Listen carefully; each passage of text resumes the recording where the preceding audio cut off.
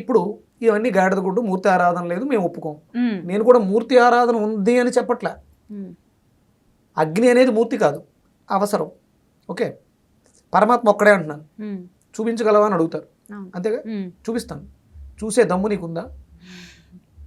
పరమాత్మ అనేవాడు ఈ సృష్టిని నడిపిస్తున్నవాడు ఒకడున్నాడు, ఒక్కడున్నాడు. వాడిని చూపిస్తాను నేను. ఇందు గలడందు లేడందు సందేహం వలదు, ఎందెందు వెతికినా అందెందే గలదు. వెతికితే అంటే ఇప్పుడు మనకి ప్రహ్లాదుడు స్టోరీ చూస్తే స్తంభంలో ఉన్నాడని స్తంభాన్ని కొడితే స్తంభం నుంచి వచ్చాడు, అది సినిమా, అది కాదు.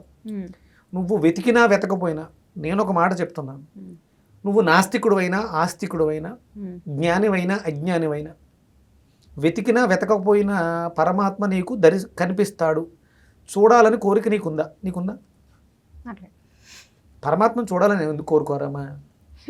లేదు నీకు. అయినా సరే నేను చూపిస్తాను, కనిపిస్తాడు, నీకు కూడా కనిపిస్తాడు. నేను చూడను అన్నా సరే నీకు కనిపిస్తాడు. ఆడే పరమాత్మ. నాలో ఉన్నాడు పరమాత్మ, నీలోనూ ఉన్నాడు. నీ పరమాత్మను నువ్వు చూసే అవకాశం ఎప్పుడు ఉంటుంది నీకు? నువ్వు ఉన్నావన్నదే వాస్తవం. నువ్వు లేవు, నేను చూడలేదండి, నేను లేను, నువ్వు ఉండవు. ఇంకా నేను అనేదే పరమాత్మ. ఆ పరమాత్మ ప్రతిరోజు నిన్ను నిద్ర లేపేది, నిన్ను బ్రతికి ఉంచేది ఆ పరమాత్మే. సూర్యుడుగా ఉదయిస్తున్నాడు, కనిపిస్తున్నాడు కదా సూర్యుడు, ఆయనే పరమాత్మ. ఆయన వల్లే మనం బ్రతుకుతున్నాం.